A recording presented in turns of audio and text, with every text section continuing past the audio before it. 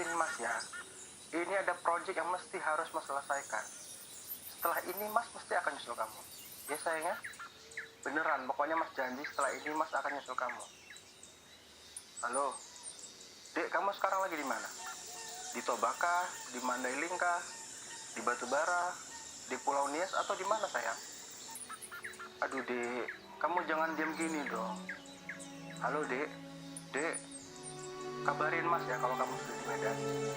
Ya sayang ya. Halo, Dek. Halo, halo.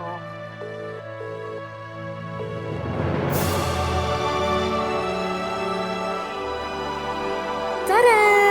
Sendiri pun bukan berarti sepi. Saya akan buktikan itu. Bak tahu kau ya, Sumatera Utara ini bukan kaleng-kaleng. Di setiap sudut perjalanan selalu akan ada yang mampu memikat mata dan hati. Nah, disinilah salah satu keajaiban di Sumatera Utara itu terletak. Ini kawasan ekowisata Tangkahan namanya. Setelah sekitar 4 jam menempuh perjalanan dari kota Medan, masuk simpang Tanjung Beringin, Stabat, sampailah saya di lokasi Gajah Sumatera ini. Ini nih yang serunya di sini. Saya langsung bisa melihat aktivitas gajah sepanjang berada di Tangkahan. Momen foto saya tambah seru aja nih.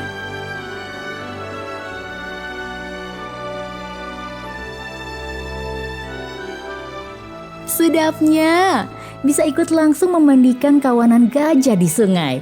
Bahkan, bisa-bisa gajah pula yang akan memandikan kita. Asik! Tentu harus didampingi pawangnya ya, biar nggak jadi cemana-cemana kali gitu nanti. Tangkahan ini biasa dijuluki dengan The Hidden Paradise in Sumatra. Memang, Tangkahan letaknya tersembunyi karena berbatasan dengan kawasan hutan Taman Nasional Gunung Lauser. Tepatnya terletak di Desa Namosialang, Kecamatan Batang Serangan, Kabupaten Langkat. Tangkahan adalah salah satu destinasi ekowisata yang paling favorit di Sumatera Utara yang dikenal hingga ke mancanegara. Berbagai macam pohon yang tumbuh serta vegetasi hutan tropis berpadu dengan perbukitan menjadikan Tangkahan tidak hanya sekedar tempat wisata, namun juga menjadi ruang belajar tentang alam, makhluk hidup, flora dan fauna.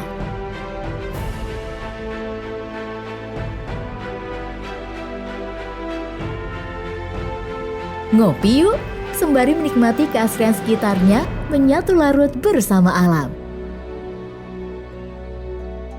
By the way, saya pun jadi lupa kalau saat ini sedang sendiri.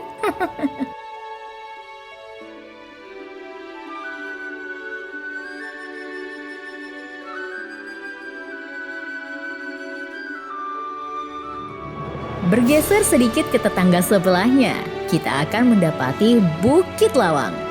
Di sini, kamu bisa menyusuri sungai nan bening berarus yang mengalir di antara rimbunan hutan. Bila sedang beruntung, akan terlihat orang hutan bergelantungan di sekitarnya. Jangan heran dan takut ya, sebab di Bukit Lawang Langkat ini memang menjadi lokasi penangkaran habitat orang hutan.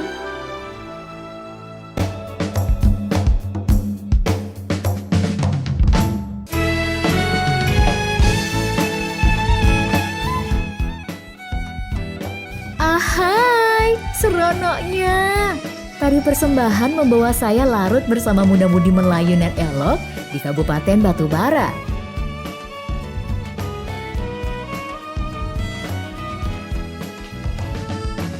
Ini nih yang bikin saya terpesona, Songket Melayu Batubara. Di Kabupaten Batubara, ada salah satu kampung yang digagas menjadi sentra Songket Melayu, yakni Kampung Panjang di Kecamatan Talawi. Lebih dari 300 pengrajin songket batubara dapat ditemui di sini dengan rajutan berbagai varian corak dan kualitas tenunnya.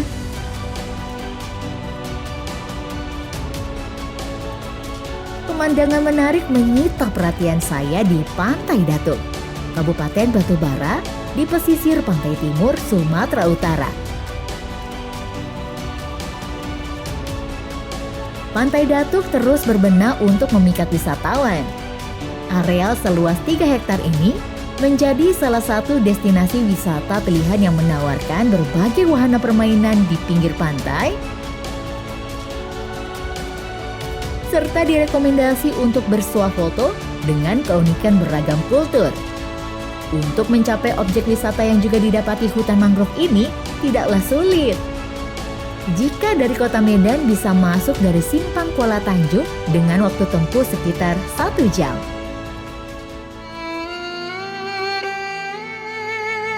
Saya ingin menjelajah di Kampung Jepang. Berada di pesisir pantai Desa Perupo, Kecamatan 50 Pesisir, semakin diminati pengunjung. Hai, apakah saya sudah mirip gadis Jepang sekarang? Untuk sekedar berselfie ala orang Jepang, saya tadi sempat menyewa kimono yang disediakan di sini. Gak mahal kok, hanya Rp5.000 saja. Oh iya, kenapa ini disebut Kampung Jepang ya? Konon dikisahkan warga setempat, dulunya di pantai ini dijadikan salah satu tempat mendarat tentara Jepang.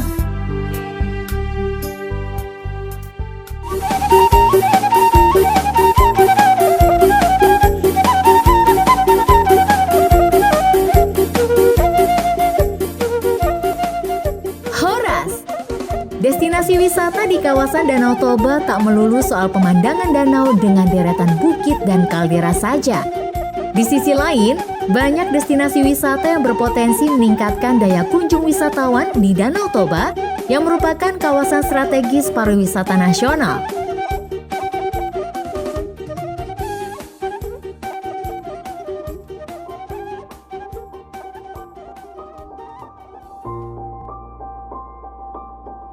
Salah satu destinasi pariwisata itu adalah Monkey Forest di Sibagandik, Parapat, Kabupaten Simalungun. Tempat ini adalah salah satu lokasi geosite Taman Bumi Kaldera Toba yang dilirik oleh UNESCO. Monkey Forest merupakan hutan lindung yang dihuni berjenis kera, beruk, dan siamang. Ada yang menarik di sini. Untuk memanggil para hewan primata dari dalam hutan, pawang meniupkan trompet khusus yang telah dimodifikasi dari tanduk kerbau. Saya pun leluasa memberi makan dan membidik kamera ke tingkah pola gerombolan kera di sini. Lokasi penangkaran kera ini berada tidak jauh dari kota Parapat, lebih kurang 40 km dari kota Pematang Siantar, dan sekitar 4 jam dari kota Medan.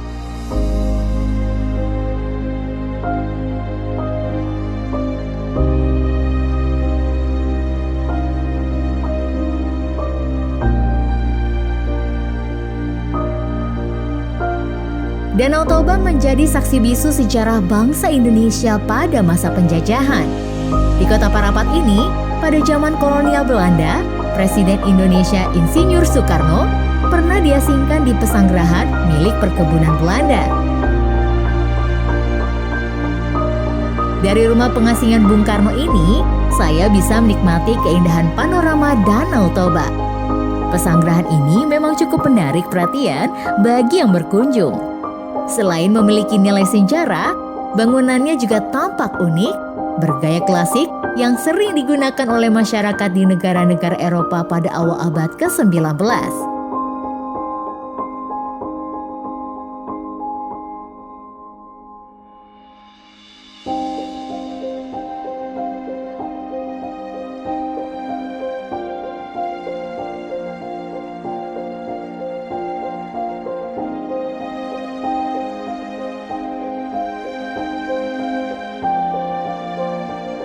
Ups, lain kali hati-hati ya, Pung. Mari saya bantu.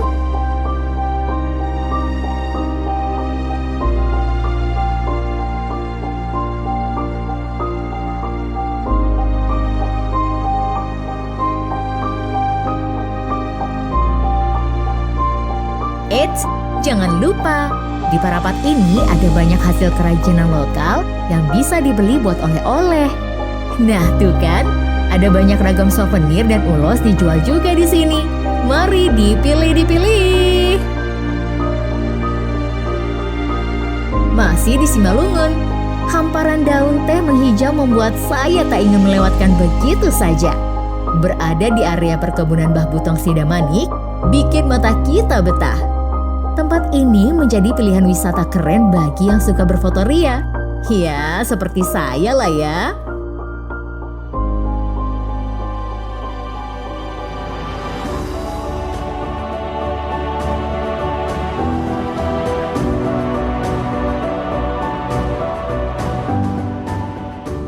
Sekarang saya sedang di Pelabuhan Aji Bata, Parapat.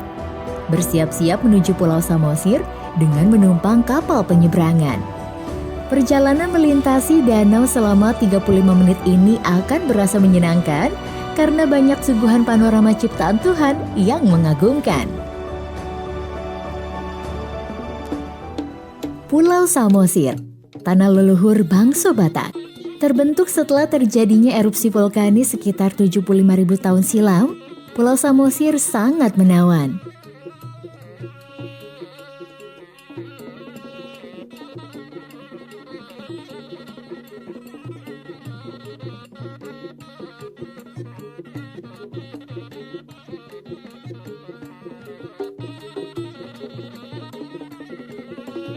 Kunjungan wisata ke kawasan Danau Toba yang dimiliki 7 kabupaten kota ini tak akan lengkap jika tidak menyaksikan atraksi budaya patung si Gale-Gale menari yang berlatar sejarah sekaligus mistis Batak. Di Samosir, setidaknya terdapat beberapa lokasi yang menyajikan atraksi patung si Gale-Gale. Selain di Tomok, satu lokasi yang rutin menggelar atraksi ini yaitu Museum Huta Bolon Simanindo dan di Huta Sialagan. Pertunjukan patung si Gale-Gale dimainkan dengan iringan musik sordam dan gondang sabangunan, musik ritual Batak yang khas untuk memainkan tarian patung si Gale-Gale. Wisatawan pun diajak larut ikut menortor bersama. Sedap!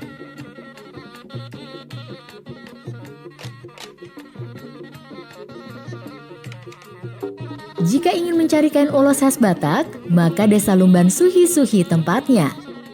Sudah dikenal sebagai desa pengrajin dan penghasil ulos, di desa ini para turis dapat melihat cara pembuatan kain ulos. Butuh keterampilan khusus untuk membuat satu lembar ulos. Dibutuhkan waktu 1 hingga 4 minggu untuk menghasilkannya, tergantung dengan tingkat kesulitan motifnya.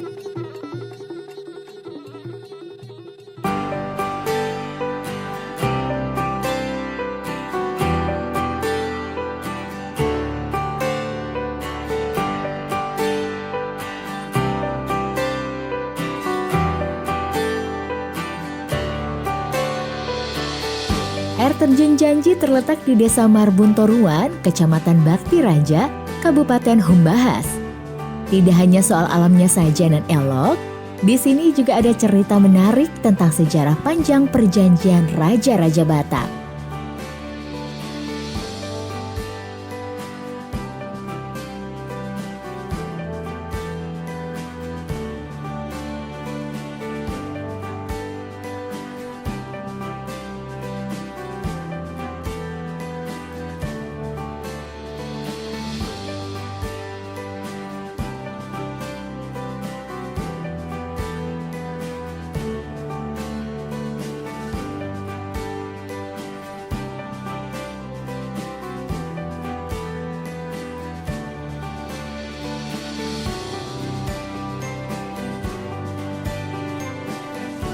Sebelum meninggalkan kawasan wisata Danau Toba, merugilah rasanya bila melewatkan kuliner khas Batak arsik ikan mas.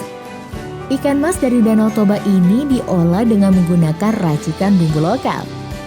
Tuh, itu tengoklah, ada bawang Batak, ada kecombrang, dan tentunya rasa pedas getir di lidah didapat dari andaliman alias merica khas Batak.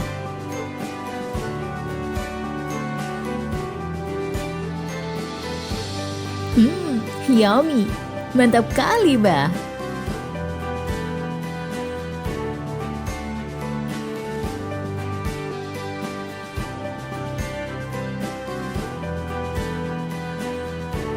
Nah, saya sudah di Pelabuhan Ambarita, Samosir.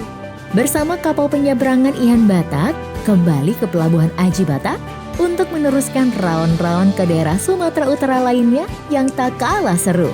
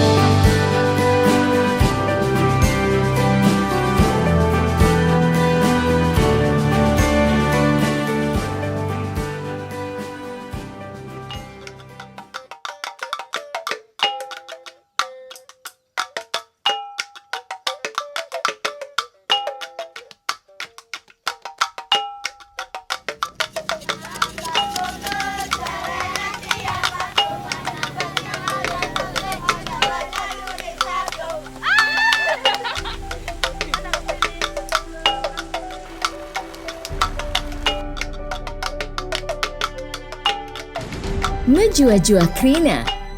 Keramat tamahan masyarakat sekitar menyambut saya setibanya di Desa Budaya Dokan yang terletak di Kecamatan Merek, Kabupaten Karo.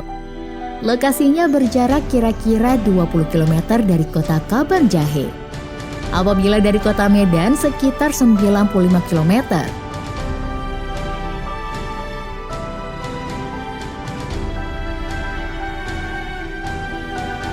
Dokan adalah merupakan salah satu desa yang mewakili sejarah dan peradaban budaya suku Karo, ditandai masih berdirinya rumah adat Siwaloh Jabu. Dikatakan rumah Siwaloh Jabu karena di dalam rumah ini dihuni oleh 8 kepala rumah tangga yang hidup berdampingan dalam keadaan rukun dan damai.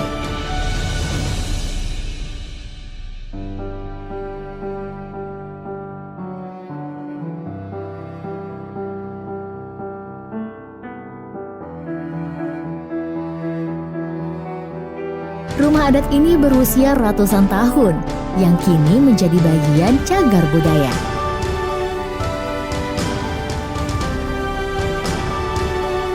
Di persimpangan sebelum memasuki desa Dokan, terdapat pasar buah yang menjual segala hasil pertanian penduduk setempat. Tanah Karo memang terkenal dengan pertanian sayur dan buah-buahannya.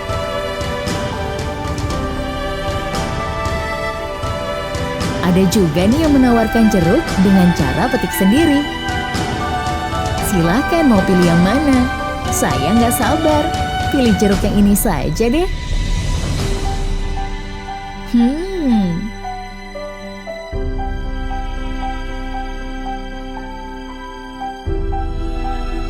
Tak jauh dari Dokan, terdapat air terjun Sipiso-Piso.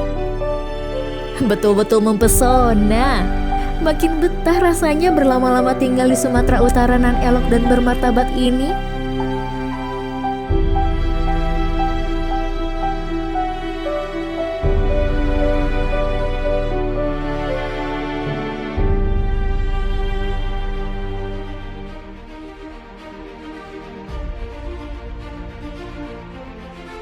Menempuh perjalanan lebih kurang 10 jam dari kota Medan dan 3 jam dari Padang Sidempuan, tidak ada yang menyangka ada sebuah candi peninggalan dari kerajaan Sriwijaya di masa lampau.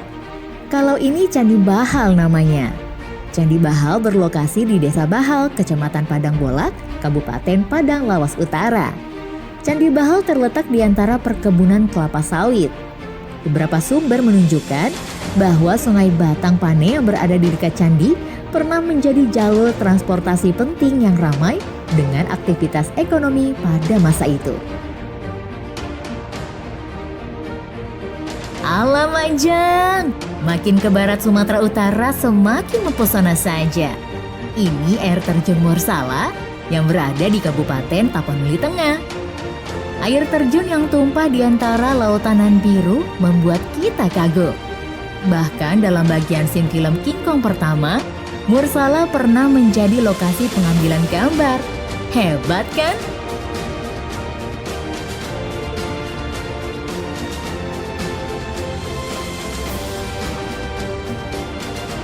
Yahobu! Siapa pula yang tak kenal dengan Pulau Nias dengan segala ekosistem alam yang membuat kita takjub. Nias juga disempurnakan dengan berbagai kesenian budaya yang sangat beragam serta berbagai situs peninggalan bersejarah, dan salah satunya adalah Desa Bawo Mataluo sebagai situs warisan dunia UNESCO. Tari perang atau lebih dikenal dengan istilah Patele merupakan tarian yang menjadi salah satu ciri khas masyarakat Nias pada umumnya. Ini menjadi bagian daya tarik tersendiri bagi wisatawan saat berkunjung di Pulau Nias.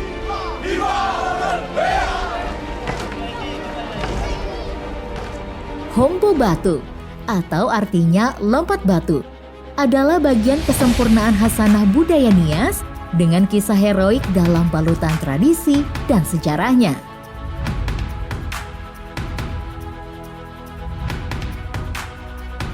Untuk urusan wisata pantai di Sumatera Utara, Nias adalah juaranya. Bahkan Pantai Sorake yang berada di Teluk Dalam, Kabupaten Nias Selatan ini menjadi destinasi wisata yang paling diincar wisatawan mancanegara.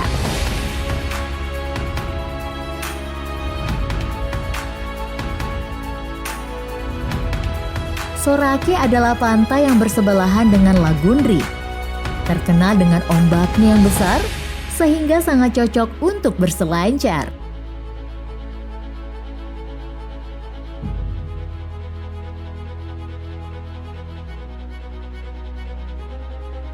Tak hanya ombaknya yang diminati peselancar, pemandangan bebatuan karang juga memiliki pesona tersendiri.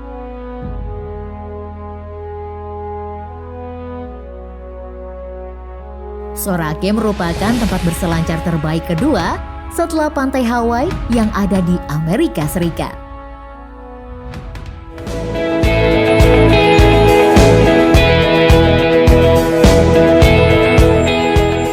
Ahoy! Sekarang saya sudah berada di ibu kota Sumatera Utara, yakni Medan. Yuhuy! Ternyata si Mas Ayang pun beneran nyusul. Batal ngambek deh saya. Wah, makin mantap saja nih berduaan menyusuri kawasan Lonsum dan sekitarnya. Masih tampak bangunan bersejarah berdiri megah. Gedung-gedung ini bergaya dan mirip di London pada abad 18 sampai 19. Aha, bersepeda ontel di kawasan yang juga bagian dari titik nol kota Medan ini sungguh mengasyikkan.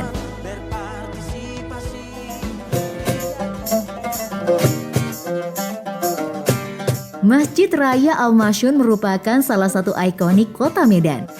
Saat ini, selain menjadi pusat ibadah umat muslim, juga difungsikan sebagai tempat wisata religi. Saat memasuki bagian dalam masjid, kita akan melihat indahnya ornamen dan desain masjid yang masih mempertahankan ciri khasnya. Apalagi, hampir sebagian besar ornamen dan sejumlah benda di sisi dalam masih asli sejak awal masjid ini diresmikan dan terbuka untuk umum pada tahun 1909.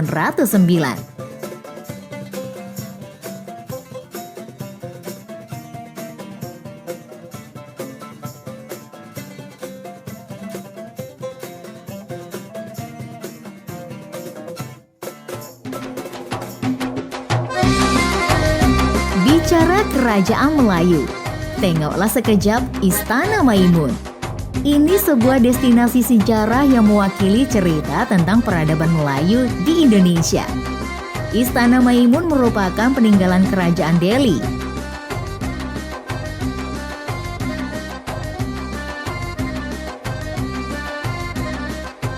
Di sini, kami pun menjajal dandan khusus ala Puak Melayu Delhi.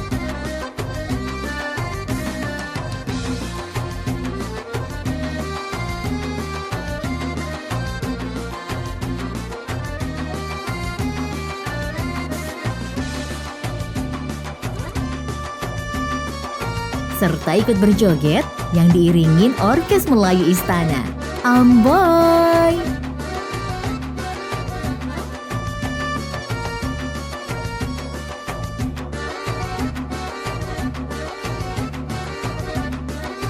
Belum ke Medan kalau tidak mampir ke Ucok Durian. Disinilah surganya bagi para penikmat buah berduri ini. Silakan pilih durian yang diinginkan. Besar kecil atau pahit manis, pelayan segera menyajikannya di meja.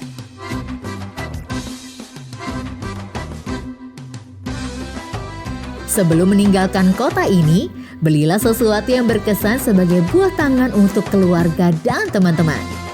Batik Medan bisa menjadi pilihan. Berkunjunglah langsung ke sentra produksinya di Pusat Industri Kerajinan Medan. Di sini kita bisa melihat proses pembuatan batik khas Medan. Awak pun mau coba juga lah.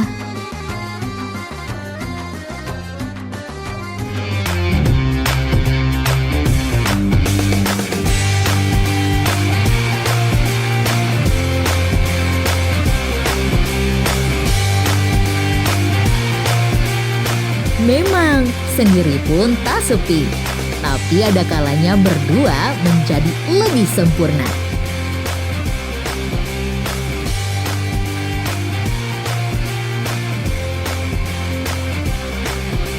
Sekali lagi saya ulangi, batau kau ya, Sumatera Utara ini bukan kaleng-kaleng. Di setiap sudut perjalanan, selalu akan ada yang mampu memikat mata dan hati pada banyak pesonanya.